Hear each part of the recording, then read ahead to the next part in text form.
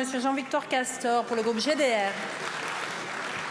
Madame la Présidente, Monsieur le Premier ministre, je m'adresse à vous particulièrement parce qu'il s'agit d'une déclaration du Président de la République lors de son passage en Guyane.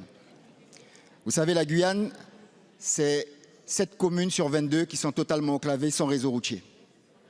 Ce sont des dizaines et des dizaines de personnes qui meurent à cause de l'enclavement.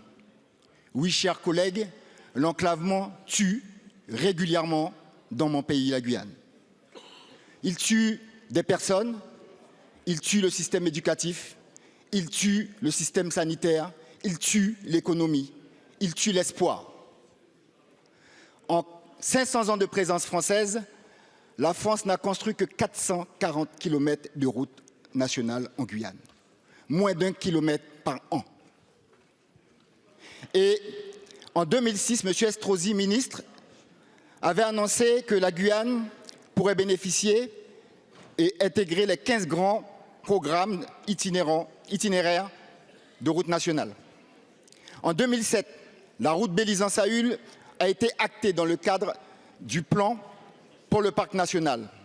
En 2016, par décret ministériel, vous avez validé le SAR qui note et qui intègre le désenclavement de la Guyane. En 2022, le président de la République, M. Macron, a écrit à tous les électeurs de Guyane désenclavement routier de la Guyane.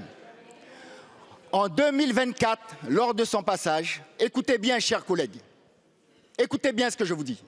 En 2024, M. Macron, président de la République, annonce à la population guyanaise qu'il va demander au génie militaire de faire une étude pour construire une route en terre entre Apatou et Maripasoula pour désenclaver près de 40 000 personnes.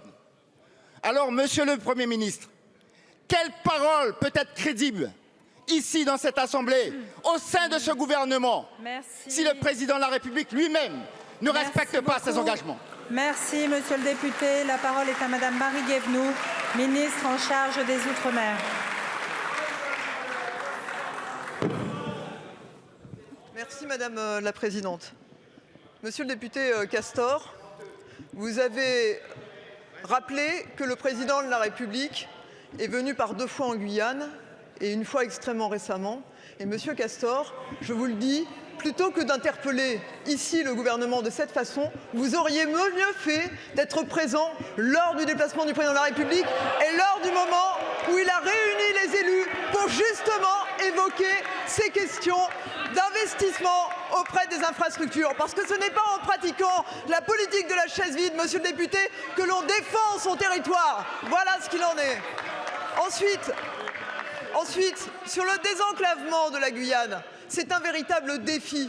Vous le savez mieux que quiconque, la Guyane, c'est un territoire qui est grand comme le Portugal. Grand comme le Portugal et 230 000 habitants.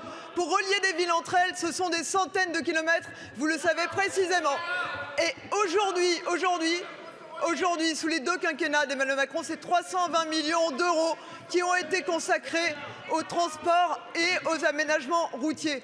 119 millions d'euros entre la route de Kourou et de Cayenne, monsieur le député, pour lequel les maires François Ringuet et Sandra Trochimara sont particulièrement engagés. Et puis, ensuite, vous l'avez dit, il y a 2 annonces qu'ont fait le Président de la République. La première, c'est de finir la route de Maripasoula à Papayichton.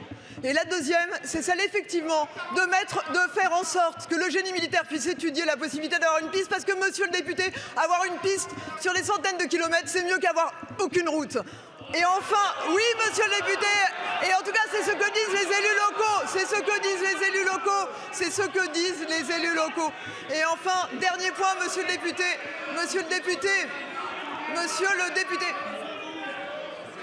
et enfin, monsieur le député, le désenclavement, c'est aussi les transports aériens dans un territoire comme la Guyane.